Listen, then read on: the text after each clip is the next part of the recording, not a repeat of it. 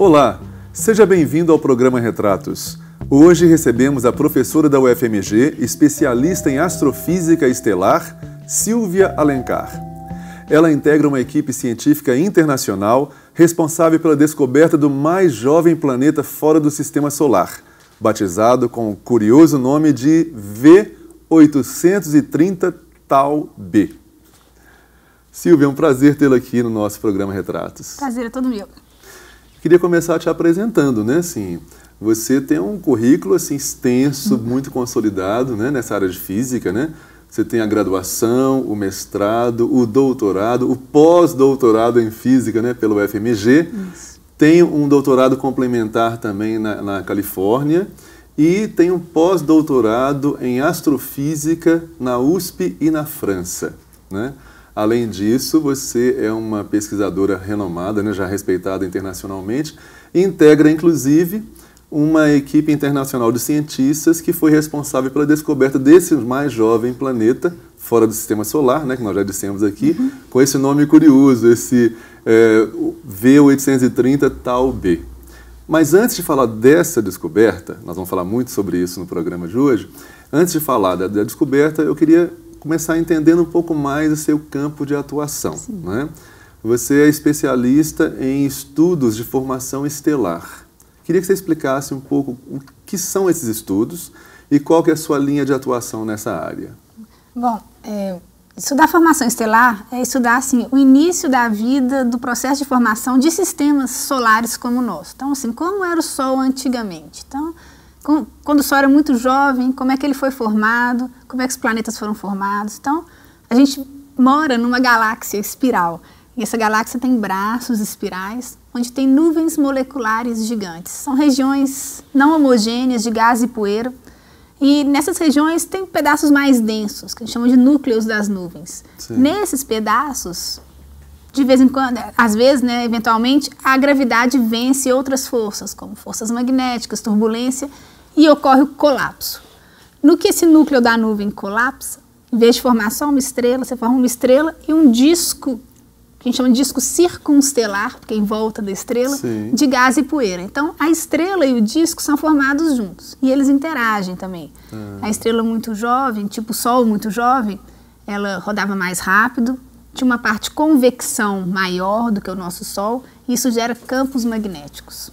Esses campos magnéticos da estrela interagem com o disco joga matéria na estrela, joga gás na estrela, a estrela é freada pelo disco e ejeta matéria também. Então é uma fase ativa da vida da estrela, digamos assim, igual criança mesmo. Assim, ela é muito ativa, muita coisa acontecendo, muito processo físico acontecendo, ganhando matéria, ejetando matéria, sendo freada, interagindo com o disco. Esse disco evolui, a estrela ajuda a dispersar o disco, a luz da estrela ajuda a dispersar o disco coagula as poeirinhas, formando pedrinhas, as pedrinhas vão juntando, formando planetesimais, formando planetas.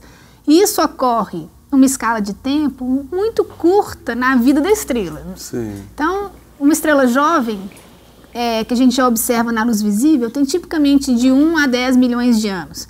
Parece muito, mas o nosso Sol tem 4,6 bilhões de anos. Bilhões de anos. Então, o nosso Sol já é bem maduro, assim, está na fase adulta, digamos assim. E essas estrelinhas, essas estrelinhas jovens estão na fase bebê, comparado com a escala humana. Assim, estão no berçário. Estão no berçário. E a gente estuda, então, como é que vai formar, como é que a estrela forma a partir dessa nuvem molecular gigante, como é que ela interage com esse disco, como é que o disco evolui, como é que você forma planetas. Então, essa é a ideia, é tentar entender um pouco do passado, do que aconteceu aqui na nossa região mais próxima, né, de formar do Sol e dos planetas. E esse seu estudo, né, dedicado à formação estelar, ele vem desde 1998, não é isso? Isso. Você vem se dedicando a isso e ao longo do tempo, né, com o desenvolvimento dos estudos, mais recentemente você chegou a ser até chamada de caçadora de jovens planetas, né?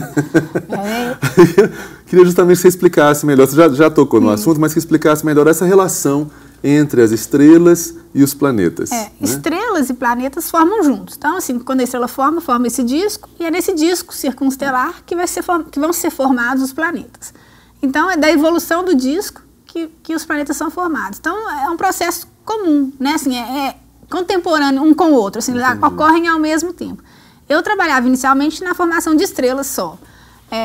Procurar planeta jovem é um desafio muito grande do ponto de vista de técnica. O planeta não tem luz própria, só reflete a luz da estrela, mas tem algumas técnicas que permitem a gente achar esse planeta pela influência gravitacional que ele tem na própria estrela. Sim. Porque tem um planeta em torno da estrela, eles giram em torno de um ponto que não é mais o centro da estrela. Esse ponto é deslocado do centro da estrela, um ponto que a gente tecnicamente chama de centro de massa. Mas a ideia é, tem uma influência gravitacional do planeta na estrela. Isso faz com que, à medida que eles giram um em torno desse ponto, giram em torno desse ponto, a estrela aproxima e afasta da gente, periodicamente. Então, o que a gente mede é se aproximar e afastar da estrela. A gente mede o que a gente chama da velocidade radial da estrela. A gente mede a velocidade com que a estrela aproxima e afasta da gente. Como isso é periódico e dependendo da amplitude dessa velocidade, a gente deduz que ali tem um outro corpo que está perturbando a órbita da estrela. Entendi. Então é uma medida indireta. Mas como o planeta continua lá sempre, é uma medida que você pode fazer em qualquer época, que você vai continuar achando exatamente o mesmo efeito. Então dá para eu fazer, para outra pessoa fazer e verificar se o planeta está mesmo lá. E se não fosse um planeta, se você fizesse essa medida e depois ela sumisse, você não conseguisse mais medir essa velocidade radial, então era porque era algum outro efeito. Mas como continua lá sempre e é bem periódico, a gente deduz... A probabilidade maior é de ser um planeta. Deduz que é um planeta. Então é uma medida indireta, porque é muito difícil observar planeta diretamente. Tem poucos observados diretamente, em geral quando eles ainda são jovens, que eles são mais quentes, e geralmente longe da estrela. Esses muito próximos, a luz da estrela ofusca qualquer medida direta do planeta. Então tem que ser medida indireta mesmo. Então a matéria de que se compõe a estrela e o planeta é a mesma? Ela vem exatamente da mesma constituição. Certo. Eu queria agora falar que você, como nós já dissemos anteriormente, participa do projeto internacional Matisse, né?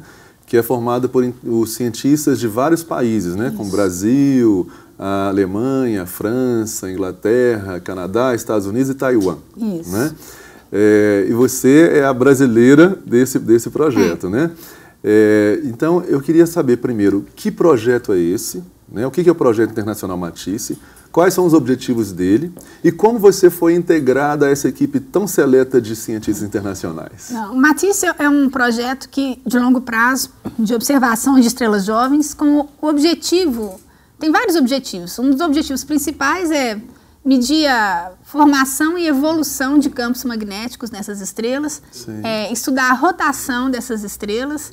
E a gente sabia que a gente tinha atingido a capacidade técnica de detectar planetas gigantes, planetas tipo Júpiter, muito próximos da estrela. Porque quanto maior o planeta e mais próximo da estrela ele tiver, maior é a influência gravitacional dele na estrela. Então, maior vai ser essa velocidade de aproximar e afastar, então mais fácil é fazer a medida e inferir a presença do planeta. A gente não tinha capacidade para detectar um planeta tipo Júpiter, onde Júpiter está, ou um planeta tipo a Terra, a gente tinha capacidade para isso, mas já ia ser um passo grande para frente, porque tem muito pouco planeta jovem detectado por questões de técnica mesmo, de ser difícil. Essas estrelas jovens têm muitas manchas na sua superfície, e à medida que ela gira, essas manchas atrapalham o tipo de medida que a gente faz. Além disso, tem campo magnético intenso, isso também atrapalha as medidas. Então, o que a gente teve que fazer? E a gente já fazia, porque a gente queria detectar rotação através das manchas e campo magnético. Então, a gente mapeou em 3D toda a distribuição de brilho da estrela, onde estavam as manchas quentes e frias na superfície dessa estrela. E mapeou em 3D também onde é a estrutura do campo magnético da estrela, na superfície da estrela. Com isso, a gente conseguiu saber exatamente a influência das manchas e a influência do campo magnético na medida que a gente estava fazendo. Retirar essa influência e aí analisar o que sobrou para achar o planeta. Porque se a gente não leva isso em consideração, você não consegue achar planeta jovem com essa técnica de velocidade. Então essa já era a proposta do Matisse. A proposta do Matisse já era fazer esse mapeamento de brilho e de campo magnético. Isso a gente já ia fazer mesmo. E a gente sabia que fazendo isso e retirando esse efeito, a gente poderia conseguir ver o planeta, assim, ver a influência do planeta na estrela. E como é que você foi integrado a esse projeto? Olha, a gente foi se conhecendo, pois ciência, a gente faz observações, analisa, publica artigos, vai em conferências, esse é o nosso ritmo de vida, assim. Então, para todos os cientistas assim, da área. Então, a gente acaba conhecendo as pessoas nas conferências, você vê um seminário, você acha interessante, você conversa, a pessoa também lê um trabalho seu, você lê um trabalho da outra pessoa, então a gente vai se conhecendo assim, nessa dinâmica mesmo. E aí, no Matisse especificamente, o Jean-François Donati, que é um pesquisador de Toulouse, na França, já trabalhava com medida de campo magnético em estrelas mais maduras, mais adultas. Ele é o coordenador do projeto, ele que coordenou. Né? Então, ele já tinha esse trabalho de medir campo magnético em estrelas mais maduras, que são mais bem comportadas, era um pouco mais fácil. E ele queria ir para a área de estrela jovem. Então, o que ele fez? Ele foi montando uma equipe com as várias competências que ele precisava. E a gente trabalha junto nesse sentido, assim, cada um sabe um pouco mais de uma área, a gente está todo mundo aprendendo com a área do outro, mas assim, cada um contribui mais na parte do projeto que tem mais habilidade mesmo, mais conhecimento, e funciona super bem. Um somatório de conhecimentos que vai dar um resultado final bem positivo no sentido das pesquisas. E a gente trabalha bem junto, então a gente encontra, assim, pelo menos a gente tenta encontrar pelo menos uma vez por ano, para analisar o que a gente já obteve, ver o que a gente quer fazer no futuro, mas a gente trabalha muito mesmo pela internet, assim, troca de e-mail, por Skype, porque está cada um num canto, né, do planeta. Então... Aliás, nós vamos falar mais sobre isso no segundo bloco. Eu vou fazer uma pequena interrupção para o intervalo, mas não saiam daí que a gente volta já já com informações muito interessantes da Silvia, que participou dessa pesquisa, que descobriu esse mais jovem planeta fora do sistema solar. Então não saiam daí, a gente volta já já.